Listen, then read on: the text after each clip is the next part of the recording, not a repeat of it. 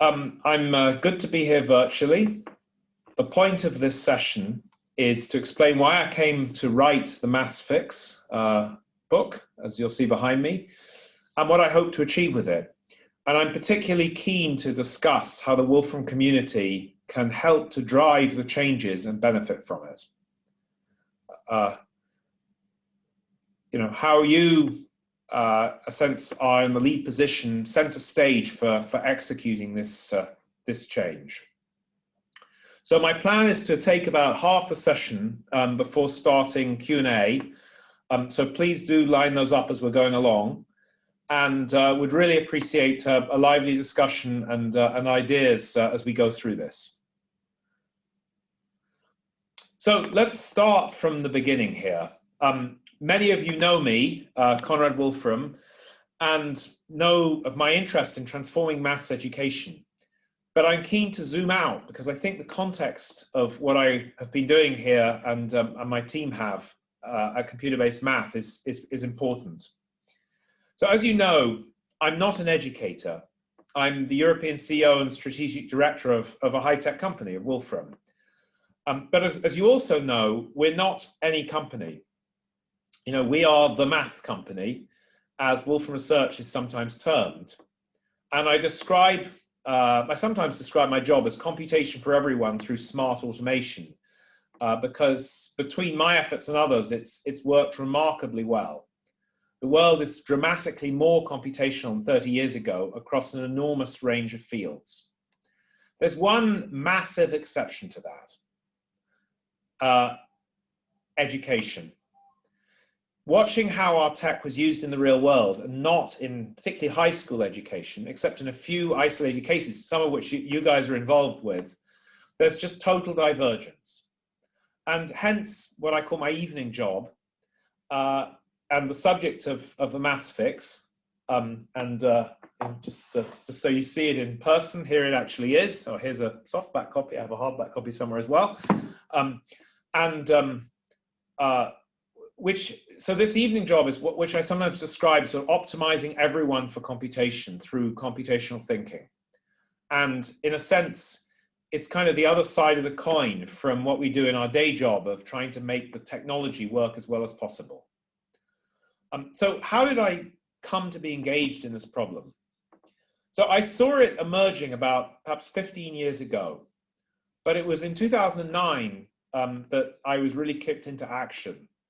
So as you know, Wolfram Alpha came out, and people kept asking at the time things like, is it cheating to use it for maths education? So I did a TEDx talk that year, and then subsequently a TED talk, which was entitled Stop Teaching Calculating, Start Learning Maths. Although upsettingly, they didn't actually use my title, which I thought was kind of good. And we started a small organization, as in computerbasedmath.org, to investigate this. The first thing was we thought we'd lay out the divergence.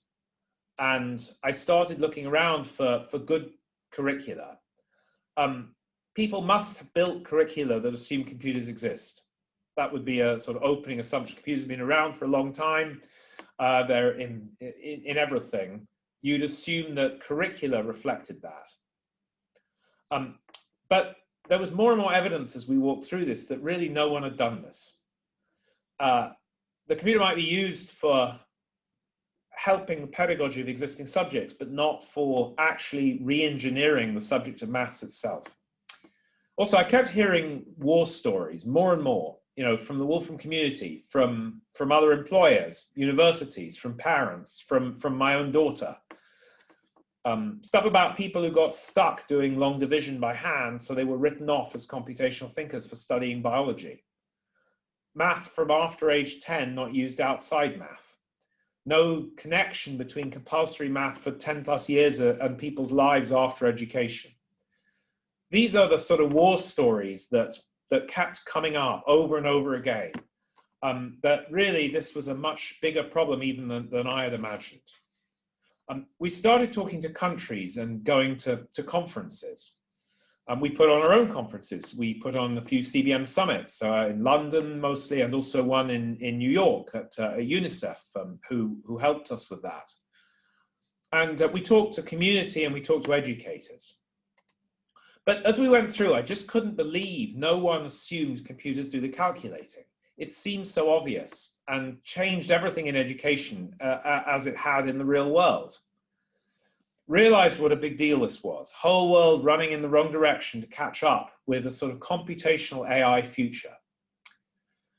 And I also realized how much upset there really is, how much disenfranchisement. You know, how many people in education are put off, not only mathematics itself, but many other subjects, particularly science subjects, because of this problem, because they're being forced to run in one direction when actually what the world requires is a different direction. So slowly we got some projects in innovative countries interested. And the first was Education Minister in Estonia, Jaak Aaviksoo, who stuck his neck out first and said, you know, we want to try something here. This seems very interesting. So we then started building out what we deliver. Thought we'd inject our new content in structures of today's curricula, but that didn't really work. Couldn't use today's formulation of curricula in order to inject the new content. So we had to re-engineer that too. We needed a new conceptualization of a curriculum to go with the brand new content. The other thing that was sort of interesting is we were trying to figure out how to manifest this new curriculum. And in the end, after a lot of different ways of looking at this, we decided the best way was just to build the actual materials to manifest the curriculum. Not to write specs for others to interpret, which is what's normally done in building curricula. You write a long spec sheet, and you know, other people who like make the books or make the course materials then try to interpret what the spec sheet means, and also so do the people writing exams, and actually the people writing the books then use the exams to figure out what to write. It seemed much more sensible to just do this directly, build the materials, and it's also critical in this modern era because you can't assume that other people can really build the complexity of interactive materials in notebooks, in our case, that you really want. It's no use leaving that to a third party if it doesn't manifest the ideas you've got. So we made good progress with this and continue to do so, but the educational ecosystem puts up so many roadblocks to subject change. And maths in particular is so central, you can't touch it. You'd think that because it was so important, it would be the first to get innovation, but actually it puts it pretty much at the back of the line because it's untouchable, because it's so central to what many people think of as important in education. It's also so ingrained in people's psychology, so ingrained in judging students through assessments, so central, but yet so utterly disconnected. And the comparison I've often thought about with respect to this is Latin in the UK and other European schools in the 1950s. You had to do well at Latin in order to get a top university, to go to a top university, for example, for science. So if you wanted to study biology at Oxford, you had to have a Latin A-level, which is what you take in the UK to get to university. And that sounds crazy now. I mean, it just sounds crazy that the two should be so connected. And it was crazy. And just like a disconnected maths subject we have right now is in the same kind of way. But that would not be true, in my view, for the right maths subject. So unlike Latin, there's a parallel subject that is sensible and critical for future endeavors that require computation, which realistically is almost anything. I mean, it's certainly science, but it's almost anything as well. So amazing thing then started to happen. We'd laid out this case, we'd thought about it, we built these materials, we'd shown people, we said, you know, we've got to fix maths. But people said, much of what you're saying is not just maths. There are major other problems for AI, for the AI age across all education too. You know, how humans interact with our future AI, our machines, and how they keep in charge, how you learn to manage the machinery, the AI, is actually a crucial part of education. It's not being captured in any of the rest of it. And in a sense, the issue is to try and optimize what you're doing with respect to the machine to get the best outcome. So it was clear from all this that wholesale change was required around maths, from vision to build out to process and to the politics of actually trying to make this change. So talking to the educational establishment wasn't going to cut it in most countries. You can't make the change without public support first. Too much political capital is needed, too little knowledge of real uses of maths, too many moving parts. Some of the public need to understand the problem and see a solution, and that's not easy. It took me 15 or so years, and uniquely, we're in the middle of this one with millions of maths customers from every field on all 7 continents and in space.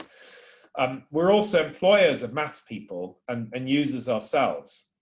And as I said at the beginning, we're the maths company, as many of you know. If this wasn't us making the change, it's likely it wouldn't be anyone else. And so I felt a real responsibility to try to push this forward. And that's really how and why the Maths Fix project started. So I've given many talks and got many invitations and gracious in entertaining my ideas from around the world over the last decade or so. And I've written many blogs and proposals, but the reality is a 20-minute or so talk can't put the whole argument or plan together from problem to fix to ways to change. And so I really wanted to do that because I found that people often ask about some piece of this problem. And I say, yes, we've thought about these other pieces, but I can't really put it all together for you in one place. So therefore, 5 years or so after people said I should write a book about this, I reluctantly started.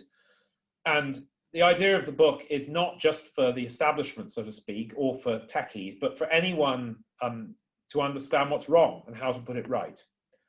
And I thought my initial idea was I thought I'd piece together blog post proposals, sort of smooth it out, add a beginning and end, and we'd be there. I thought I'd done a lot of the work, but boy, was I wrong. And I'm sure many of you who've written books have found the same kind of thing. As I tried to do this, I realized the order was wrong, the framing was wrong. Worse, there were many pieces missing, things we actually hadn't worked out. Gaps in the argument, gaps in what we produced. So things we had also worked out, but hadn't actually bothered to sort of write down in a coherent way. My wife Stella thought early drafts were rather too stiff, not the book she would want to read, to my irritation, even though she likes sort of popular science books. And I realized I also had a personal narrative in all of this that might be of interest. I didn't want a dry maths book that was for maths geeks basically alone. I wanted to express, my argumentation, my style of way of thinking about things and my experiences. And also my educational failures, my daughter's challenges, my observations about maths and about life. I looked at genres of book this could fit into and realized it really doesn't fit into any. It's quite interesting that in its own right. There are popular science books, but this isn't science per se, it's math. There's educational philosophy books, but they're mostly about the concepts, the ideas, the philosophy, and they're not mostly about the action, but just about the, so to speak, critique. There are also many books about doing today's math better, or self-help books, or ways to improve the pedagogy. So my book is none of these things per se. It's how and why we want to establish the new maths subject as a core curriculum that can drive our populations forward. And so I've attempted to cut through all of these different genres, and only you can tell me whether it's succeeded. I've made this for everyone who cares, parents, teachers, students, and all those who need to care. Employers, policymakers, and politicians. It's been pretty challenging. Firstly, this is a very challenging, complex topic with subjects, sort of with many pieces to it. The details are kind of important to the whole argument and intricate.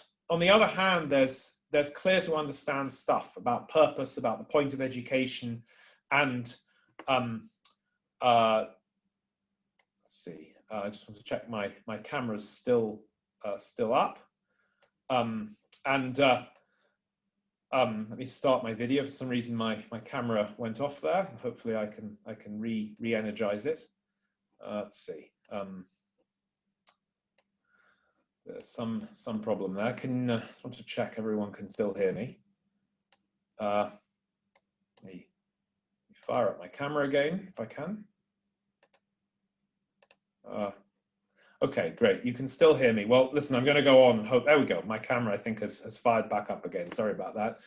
So as I was saying, this has been pretty challenging, and you know, to piece together the intricate details that we need, but also the purpose, in a sense, at the point of education, which are very general issues and things that really anyone can understand. So I've tried to marry these two in the book. I hope I've given enough detail for the policymaker to get a handle on what needs changing, and the fact that there is a very definite plan and proposal in what I present, but also enough readability and accessibility for everyone else.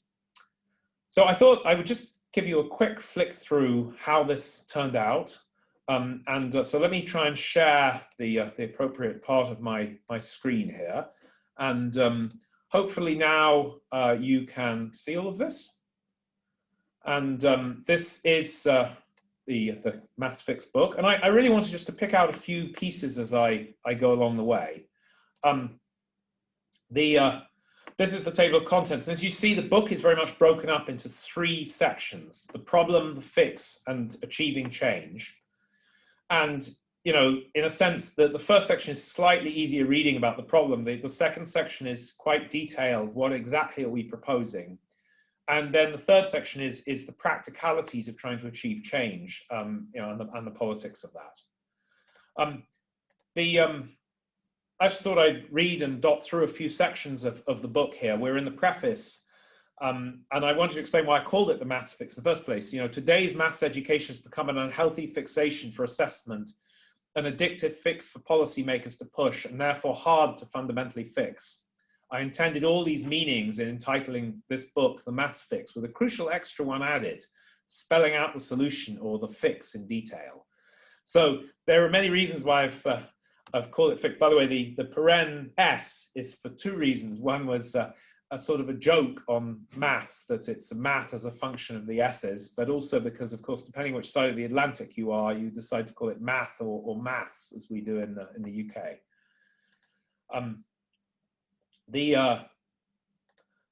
So just to walk through a couple of things in part 1,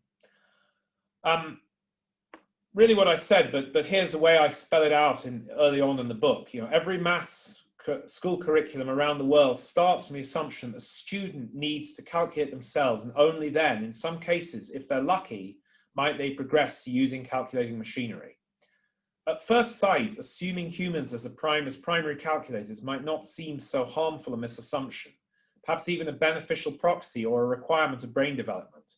But as I will describe, it's increasingly disastrous for many individuals and collectively for their societies, not only economically, though this is highly significant, but also in well-being and perhaps most of all in governance. I want to make clear throughout the book that this is such a major problem. This isn't just a sort of detail of which type of math you do. This is a societal issue. Another thing I wanted to bring up a lot was, you know, do we perpetrate subjects just because previous generations learned them too, or accept that they're good for us, like medicines prescribed by village elders?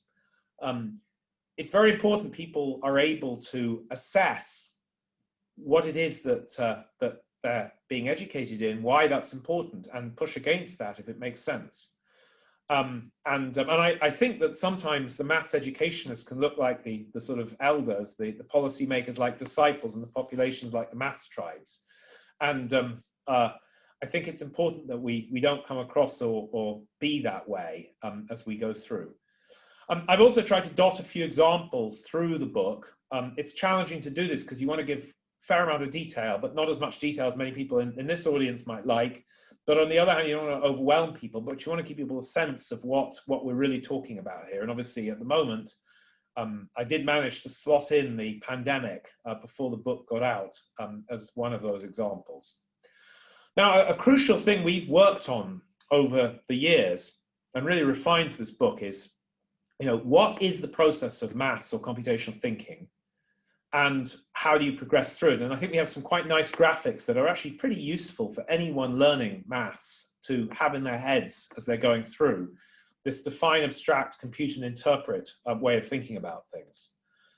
So that's a little bit about the sort of opener of what the problem is and how we should think about it. So then the fix and what we do. And this was a section that took me a lot of effort to sort of get my head around. When you talk about outcomes in education, you don't usually focus on, in a sense, thinking. What is it that we mean to think? And how can we set up outcomes that match that? And that was a major part of what we did. And I think what we got a lot clearer in actually making this book.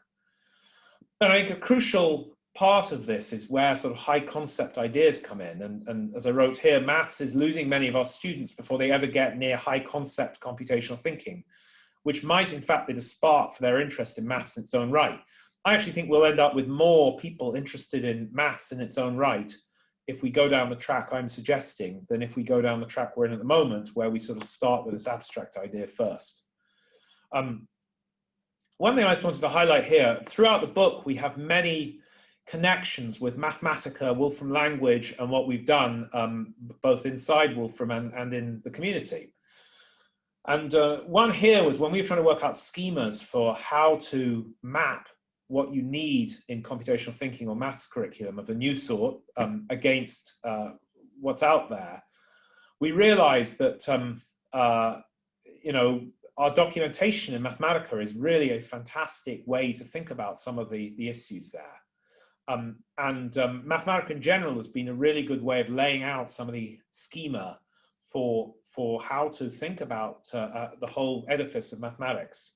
There are some issues to add for education, but we've done this. So we've actually started building, in a sense, part of what we're talking about in the outcomes, in the sets of things you really need to learn, by thinking about how Mathematica documentation evolved over the years and how we can learn from that. And I think that's a far better way than I've seen in any jurisdiction, in any country, or for any maths curriculum, of laying out what's needed in this modern world. One of the things people often miss in traditional maths curricula is that when you've got machinery and automation involved, as we have now, there are many different layers of knowing something. Knowing doesn't mean, I know solving a quadratic equation could be meant on several, I know a quadratic equation exists, I know how to set it up, I know how to interpret the result, is different from knowing how to calculate it in different ways.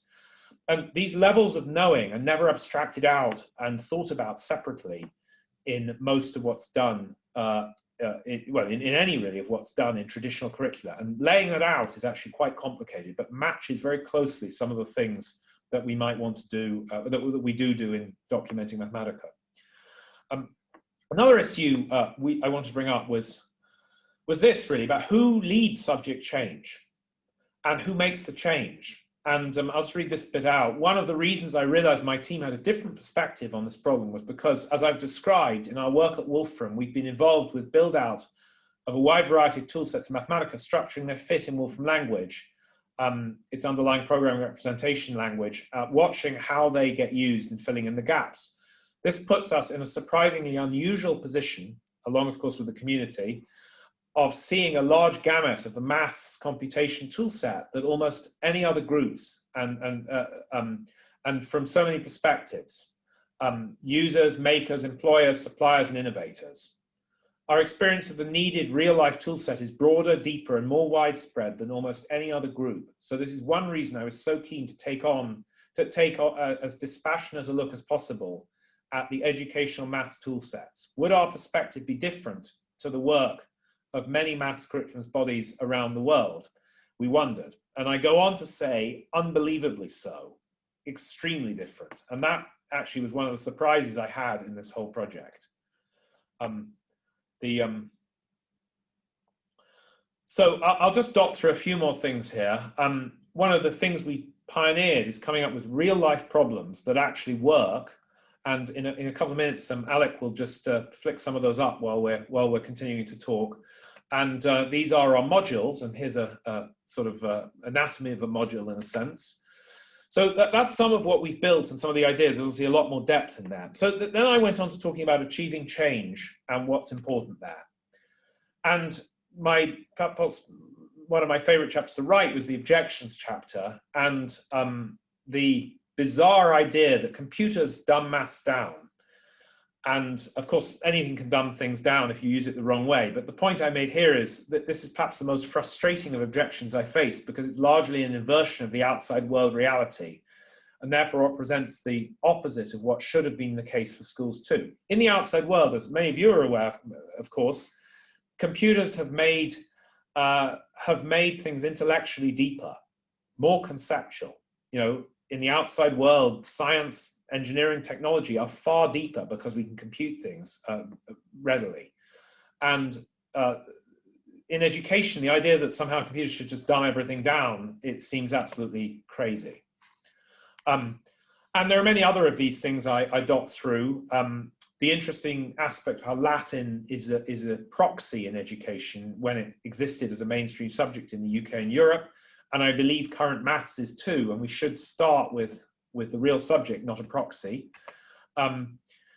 This is an extraordinary issue which percolates through the educational establishment, which is the idea that, to summarize what I've said here, you know, it's the best way, you know, I'll read a little bit of this, that it's evidenced as maths, the current maths is evidenced as the best way to learn, because those who do well at school maths are indeed represented well amongst the real world computational thinkers. They say something like, look, those who get good school maths results usually end up doing most of the technical jobs, or point to the surveys showing that doing well at school and college math is the biggest signpost of success in later life.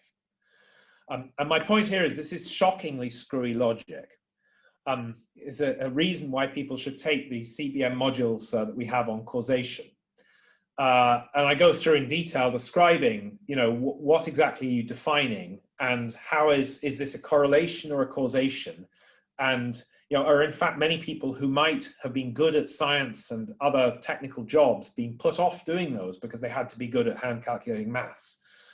So it's rather an inversion of what should be being looked at, but that's something that I think is a rather important thing to understand. Whoops, I've skated back here in the document rather. Let me go on. The other thing, as I say, I bring up lots of things about Mathematica. One of the things I bring up in great detail, and I think this is perhaps interesting to the Wolf community in general. You know, who do you trust to do your computations? And by when I say who, I also mean what. And one of the issues about how automation and trust fit together, and how it's quite difficult to explain this to people in the outside world. And one of the problems we have had at Wolfram a lot is explain to people we've put an awful lot of effort into making computations that actually work well and that don't fool you. And it's often difficult to explain that that's what we do, but lots of random packages, you know, random routines in Python, for example, don't do that. And that it may seem easy to get started and cheap, but it's actually a lot more expensive. And in fact, I just wrote a blog post about such a complete screw up in the UK over COVID test results on my personal site, conradwolfram.com, that illustrates some of the issues that can happen if you pick the wrong technology. And I go in here in some detail to some of the ways that things can go wrong, and particularly things that go wrong. The worst case is not that they go wrong all the time, because then it's sort of obvious, but that sometimes when you push it, when you do something hard, you then get a lot of problems. And that's particularly what we're worried about with setting up Wolfram Language and Mathematica. And this was an example we've often given of what's so-called the collapse of significance. If you try doing this in Excel, and this is a simple, you know, take 11x minus 2 and start with x of 0.2 and repeatedly apply that formula. And if you try that in with arbitrary precision set in Wolfram Language, you find that you get a warning that things are going wrong, the significance is collapsing. If you try that in, you know, any normal numerical package like Excel, for example, it blows up to a huge number. And understanding the difference between these two is rather critical, I think, to having machinery that helps you automate in a way that is less likely to fool you. And another thing I bring up is how our Wolfram language style of input has actually really, I think, less confusing than traditional maths, and of course of a much wider scope. So as I near the end of the book, I try and challenge politicians. I challenge every Minister of Education to have a core subject startup and change plan, not just for maths, but in general, that taps into all opportunities driving innovation. Because right now we have a sort of stuck ecosystem in education around the world. Virtually every country has this problem. And there are many ways, I think, that this could be improved. Many other details I try to compare maths and other subjects like law and medicine, which I think are interesting uses of computational thinking without necessarily explicitly using maths, although of course they do use maths explicitly and increasingly so. And also explaining how, again, Mathematica has come into this a lot in its different levels of truth values and how those compare truth values in law. Another interesting way in which we thought out things in great detail. And that's not only interesting for the use of Mathematica, but in general for how one might think about things and how this underlies many other fields. Another thing that I've been very conscious of, particularly through the COVID crisis, is how computational thinking doesn't always work well. But we very rarely educate our students in understanding that. And it's critical that people understand where you can and where you can't apply maths. Otherwise, we have a rise of sort of anti-expert sentiment when the quotes experts overclaim for what can be worked out. And then when the answer is wrong, when it didn't work out as they said, then people lose faith in all experts, not just the experts who overclaimed. So they need to have a sort of inoculation against this by being educated in where you can expect computational thinking to work and where you can't. And by having such an education, you are not so easily misled. And then I think one could get a much more sort of informed discussion about different topics in the public. Now, so just to say a few more things here, one of the things we've launched with this, and I really hope any of you who agree with what we're saying here can partake in this. We've launched a campaign, the MathsFix campaign for core computational curriculum change. And really the idea is we want people, as many people as possible, if they feel they can support this, to show their support at mathsfix.org/campaign for basically these 5 points, because we think if we can get lots and lots of people to sign up to their agreement to these, that will be hugely helpful in taking this to policymakers and explaining to them why change has to happen and the sort of change that we really need to see. And these are things that we hope are specific enough to have some bite, but not too prescriptive that they knock out people from agreeing with them who would really otherwise agree with most of the rest of this. I really want to finish by saying what urgency I believe there is in this whole issue. And I think the COVID crisis has really brought this out. In a sense, I see this as an issue of enlightenment. We had an enlightenment a few hundred years ago where, in a sense, reason was hoped to predominate more. I feel like at the moment there is potential for that to be slipping back with, in a sense, high priests and aristocrats of data science in particular, but computational thinking in general, in a sense, telling everyone what to think, but the majority of people not really partaking in that, and that being very disenfranchising, a sort of hollowing out of the middle of our society.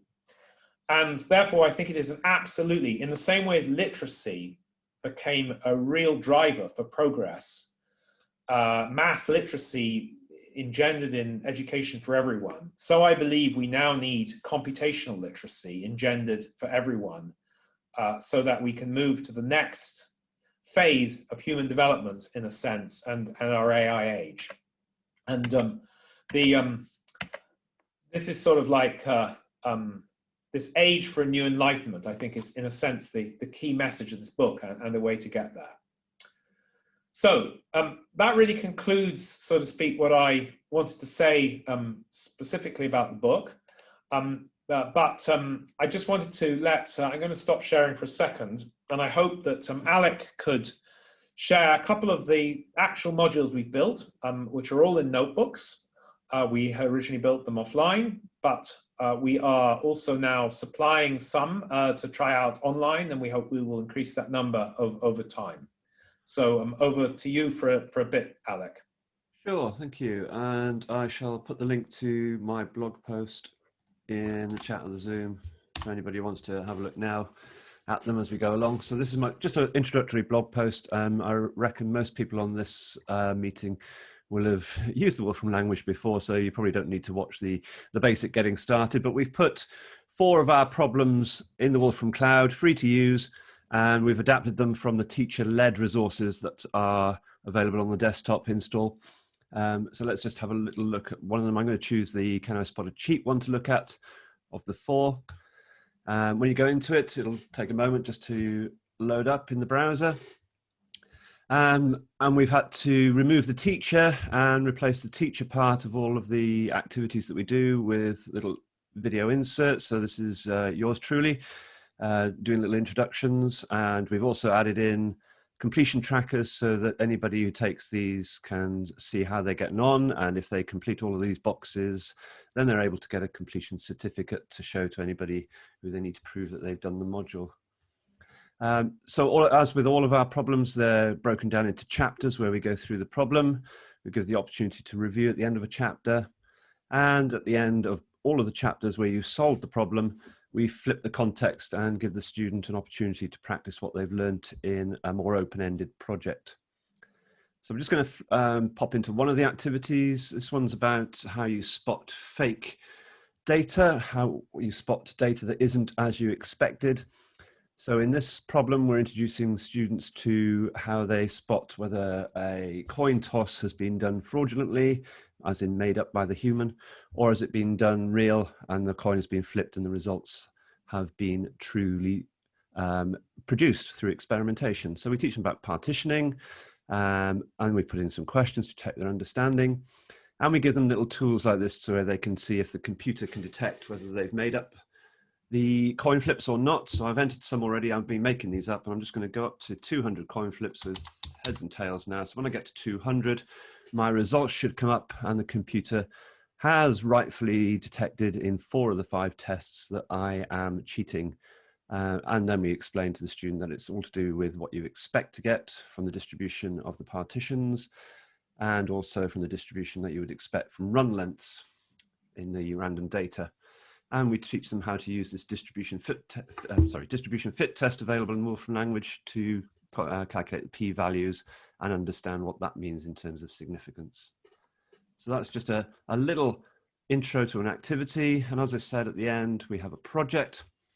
So this one allows the student to pull in real data, in this case, soccer data from the UK, pull it in, analyze it, and use it to complete a hypothesis test, all quite quickly and all very easy to do without the need to do the hand calculation of the p-value yourself, just using the power of the computation that we've got available to us. Good. So, Conrad. Yeah, no, that looks great. And just to point out, of course, that these are, this is a cloud version. It's been amazing that we've now got these, starting to really work nicely on the cloud.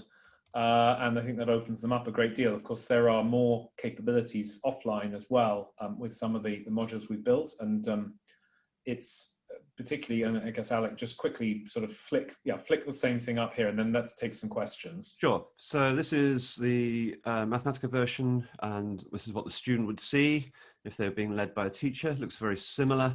And then the teacher would have this version with some extra material in, like being able to see the responses of the class and who's answered, to see what they responded, whether to show it with names or not, and the actual questions and their answers, and all the functionality that we can provide with analyzing data in terms of the student responses, and how the teacher should conduct the pedagogy, the steps they should take if they want to know what to say, anything technical about what they're teaching, and link to all of the outcomes that we prescribe as outcomes of the computational thinking / CBM curriculum. So, I mean, apart from the actual content and the curriculum and everything else we've been trying to build here, this is actually a pretty fascinating use of Wolfram technology, and in particular notebooks. And being able to connect between, this is offline, connect between notebooks and a sort of server notebook for a teacher in a sense, using twin notebooks of teacher and student. All of that really is very, very new to the world of education. And then, of course, being able to put very similar materials online and being able to make those sort of work interactively as well. So I think there's actually a lot that can be done in the community independent of this content, just with this sort of technology we've talked about. Great, thanks, Alec. Let's perhaps take a few questions. Let me just get myself organized here. I think, let's see, Chase has asked a question here. Will there be a MathsFix live site gymnasium where there are live demos with instructor and a few students to define a problem and set and walk through the steps to map that problem into Mathematica simulations? My analogy is listening in on Stephen's live CEO coding sessions, very instructive in a number of dimensions. Let me take a quick stab at this, and then perhaps Alec can also add to that.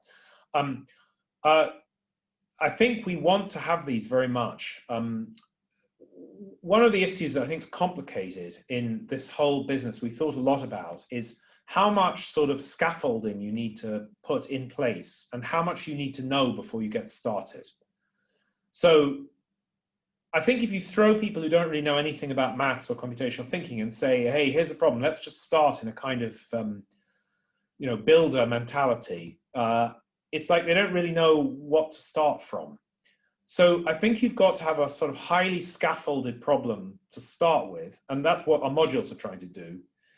And then you can move on to sort of more project-like stuff, which is, of course, where you want people to be. I mean, eventually where you want people to be is they start with a blank screen, hopefully a Wolfram notebook, and the problem they've got, and they are expert computational thinkers who can use the tools at their disposal and take the problem and simply move the problem to its solution using those tools. That's where you want to be. I think the starting point for that is quite structured modules, because they can't know what they don't know at the beginning. And then I think this middle ground, which I think you're talking about a lot, is where you have a way you can interactively build something up, either individually as a student or with students and an instructor. I think that's a really powerful way to proceed. It is tricky. I mean, so to build these modules, which in a sense is us pre-doing that, is hugely difficult, and is not something that I think one can sort of dive straight into. And as I say, actually quite a lot in the book, which is already slightly out of date. Of course, up until COVID, there have been many schools where people thought you really couldn't do remote teaching, even though the equipment has been available for a long, long time. I think that's changed, and so I think there is a real opportunity for a sort of live site gymnasium where you can really have an expert helping to lead through, like a live coding thing that Stephen does, and I really promote that somewhat in the book. I'm not sure we've got quite the sort of modus operandi of setting that up yet, but we'd certainly like to do something more like that in the future. Alec, do you have anything to add to that? Just to say that we are working on a computational thinking project site, and that would be an interesting little addition to it. Not sure how live it could be. It might be a little bit interrupted for some particular problems, but yeah, it's a nice idea. Great. Let me move on to another question. How does the future of core common standards look, common core standards in the US? Which schools or programs are benchmarks for using CBM? Thoughts on gains for online education during COVID, and if that would get reversed in the context of hands-on computer-based learning? Okay, lots of great questions there. Gosh, where do I start? Common core standards. Look, I think that many of the people involved with those in the US that I know, who are very much inclined to what we're saying, believe that they haven't been executed in a way that is what they hoped, mainly because of standardized testing being so predominant. Now, lots of people argue about whether that's because they weren't set up right, they were the wrong idea, or whether actually they were a reasonable idea but implemented badly, or whatever. I mean, the reality of the situation is, I think most curricula, maths curricula around the world, are about 80% wrong in subject matter, in secondary school at any rate. That's a huge chasm. And the big political and practical problem is, how does that get changed? because, as I say in the book a lot, maths is so much at the center of the sort of assessment and standardized testing setup. It's so numerical and appears to be so important that it seems extremely hard to change. So in fact, in part 3 of the book, I do talk a great deal about ways one can start to engineer such a change. You know, one of the reasons we've been trying to go top down in smaller countries is because if you want to change the subject matter, it's quite hard to take off. I mean, it's very hard to find schools that are prepared to really take the time to go into this big subject in parallel or instead of the traditional subject of maths. Because all the students there, you know, unless you've got very sort of innovative thinking parents, they want their students to get the grades that they need to get to the next stage, which is usually college. And so one's on this kind of conveyor belt, and it's pretty hard for any individual to break out of that, however good the teacher or school is. So we have a few schools that have started to work with this. We also had Estonia that started to work with this. And I think we're going to have many more starting to do things soon. But I do think COVID is an opportunity.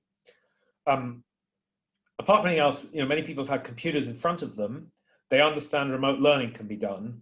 And it's pretty clear that, you know, that there's also opportunity for different time. And also we have announcements like that the universities in California are not going to use the SAT tests as a standard input and so forth in the future, which I think will spread to others. So I think all of those are, so to speak, interesting developments. Will the COVID progress be lost? I mean, I think there's some good progress in COVID. I don't think yet COVID has caused by COVID, I should say. Obviously, COVID is a disaster that, but as with all disasters, one can hopefully get some good results too. But I think that COVID hasn't really changed much yet in most places, the subject matter of what's taught. There was a hope that it would do that. I think there is still hope that the changes in approach will allow that, give that space to happen. But actually, I don't think that's really happened much yet. But I do believe it will shake the system up. And I believe one of the places actually it may shake it up first and most prominently is in early university education. One of the very interesting things that we've had, and we've only just really been doing this around the UK, is a whole range of university departments that have said, our students are just ill-equipped when they come to study, you know, science, engineering, computer science, economics, you know, any of the above subjects or more. And whether they are, you know, very highly credentialed from China or they're coming from the UK and perhaps they, you know, they haven't quite got the traditional maths as well set up or wherever they're coming from, they're not really very good at, let's say, the type of data science they need for life sciences because that just wasn't covered. It just isn't covered. And so we started to get enrollment from quite a lot of colleges interested in taking our CBM modules that were sort of intended for school and deploying them in a university setting to get students transitioned to the kind of mathematics and data science that is required. So I actually think that may be the most exciting area to push on right now. And obviously, because of all the disruption in universities, there's going to be more catching up needed. People have had disruption in their schooling, so that the students coming through in the next year or two will probably have not reached the same traditional level as before. So anyway, I hope that's some answer to that. It's a very complicated set of topics. Let me see what else. Alec, do you spot any others that we should immediately take here in the last 8 or 9 minutes? Yeah, I think Nick White's suggestion of looking at what Kumon or Khan do and flipping it into a nuts and bolts from ground up computational thinking alternative. I think we've hit some problems about why that does and doesn't work. Do we want to discuss that a little bit more? Yeah, well, go ahead, Alex. Say a few things about that. Yeah, we found quite often there are some innovative schools, and I've quite often pointed towards some lab schools in the States who want to work differently and are not so tied to the Common Core standards as many are. So that's one avenue we could explore. But I think the assessment at the end is always a linchpin and is always what many teachers are looking at as to whether the curriculum that they're providing is the right one. So we would have to look at what is the what is the assessment offer at the end of it that we could say is right and is valued by these learners? Because at the moment they don't understand that they're learning the wrong thing. They understand that they get their certificate at the end, and that's what they need to progress. So how do we get that change in the mindset of the education community? That's the big struggle with us. And so let's just add to that, Alec, that we are, one of the things, and again, I'll be very interested in the reaction from particularly this community. You know, you need brownie points, you need an incentive for people in a highly pressured school curriculum, you know, where there isn't much time to do anything that isn't currently straight on, you know, kind of straight on the standardized test. And so it seems to me that in many jurisdictions, you know, the obvious thing is to have some alternative, some additional possible, you know, certificate or you know, something that you at least get. And so we've been thinking about this. A lot of people have asked us, why don't you offer Wolfram certification? You know, you did the Wolfram certificate. So we've been building those a lot in the last few months, and we will have more of an offering. At the moment, you can already, as Alex showed, get sort of an initial, you know, I went through the module certificate, but we're hoping to do much more with that. Because I think that if people feel there's some sort of, in a sense, incentive to do the thing, there's something they could present, there are many people who will feel like, therefore, that will drive them to spend a bit of the time, or it'll drive teachers to maybe ask their students, maybe initially their best students, to want to do this in addition. One of the things you know, has occurred to us, I mean, people seem, I've been for a long time trying to separate, you know, our commercial business of Wolfram, and we make technology, from our sort of, you know, the computer-based maths endeavor, which obviously we've implemented with the technology, but I view as a very separate endeavor. But actually, people have been telling me, put this together. We don't care. We just want to use the best thing. And if the best thing is, you know, a certification from Wolfram, that people seem, you know, because of course we have great respect amongst many in the technical community. So when people in college admissions and things see such certificate, that seems like that would be helpful. So that's a direction we're pushing in, which I think may help. Isn't the answer to these questions, but may help with some of them. And I note a couple of things here. The personality of Khan stuff, I agree, is good and important. I think that's an interesting point in how we should bring this out a bit further in what we've got. Any more that we can pick up on in the last few minutes here? Alec, do you see anything that? Sorry, just looking. Yeah, I'm just going to reply to Nick while you're looking, actually. Does there have to be an assessment? Why don't we just build it? Well, in a sense, we have started on that journey, and it's now at the point where we want to get more in front of the students, using things like the 4 modules that we've put online that are instantly accessible and free to use. So it's about promotion at the moment now, to put it in front and see what the reaction is. And then, as Conrad said, we are building some sort of assessment at the end.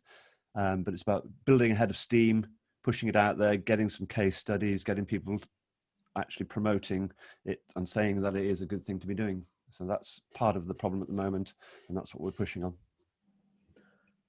I notice from Brazil, we have a question that, you know, big fan of the Maths Fix and CBM initiative, but it sort of seems hopeless to get anything, in a sense, changed in Brazil, as does it in many countries. Look, I think there are things that can be done on the ground, and I do discuss these a bit in the book. You know, they're not perfect. I mean, in the end, we need the subject changed, and it needs to not have, you know, assessment that drives another subject. But I think there are great things we can do on the ground. Teaching better problem solving using the 4 steps, I think that can build a lot of resilience, actually, even for traditional maths, as well as for sort of engendering the computer-based maths we're talking about. I think in every country, in every political system, there's a way, and there's a way change happens, and it's different. And I talk quite a lot about this in the part 3 of the book. You know, I know in some detail how these things happen in the UK, and it's also rather unpredictable when they happen. I think in the next, couple of decades at maximum, and I think probably rather less than that, there will be a major change. And I mean, not to say I know how this will happen exactly, or when, or how in different countries you can execute this. But one of the things I remind people of is in the UK or European context, in the 1950s, the classicists were going around saying Latin was the bedrock of intellectual understanding, and that Latin would always be a centerpiece of mainstream education, or mainstream intellectual education anyway. Well, 20 years later, it was dead as a mainstream subject. And it was replaced by a bunch of other subjects, including, bizarrely enough, English language, which was not English was not its own subject in many schools in England. You were assumed to learn that through Latin, which now seems absolutely crazy, but that is what the setup was.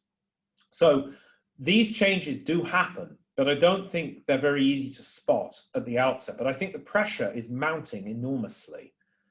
And I think COVID adds more pressure to it. And as I discuss extensively in the book, let's hope we can perturb it before the pressure gets absolutely sort of overwhelming and we end up with a very bad change. Because I mean, what happens in these cases is sooner or later the change happens. The question is whether it happens in a relatively sensible and organized way, or whether it happens because the pressure's built so much that it's kind of a volcanic eruption and everything goes everywhere. And it's very hard to predict that. Obviously, what I'm working towards is the former. But I wouldn't give up hope. I think that there are always opportunities, and we just need to spot them in each country as we can, as I try and explain some of the ideas in the book, and then try and jump on them when they come. Like, for example, a good example of a change is when you get a technical minister of education, somebody who themselves is trained in science or maths or something, and possibly these days, if they're under about 50, might even have used Mathematica as an undergraduate or in their studies. And so that may also help us be able to get in contact and have a reasonable conversation with them. So look, I think we have to wrap up at this point. We will keep, of course, all the chat and perhaps can answer later. And we have a bit later, there is an office hours session. I'm not sure exactly when that is, but I'm guessing it's in about an hour and a half. Is that right? Or is it less than that? Oh no, it's in half an hour actually, is the office hour session. So of course, you're very welcome to come to that. Look forward to any more questions and comments then. Thanks very much indeed.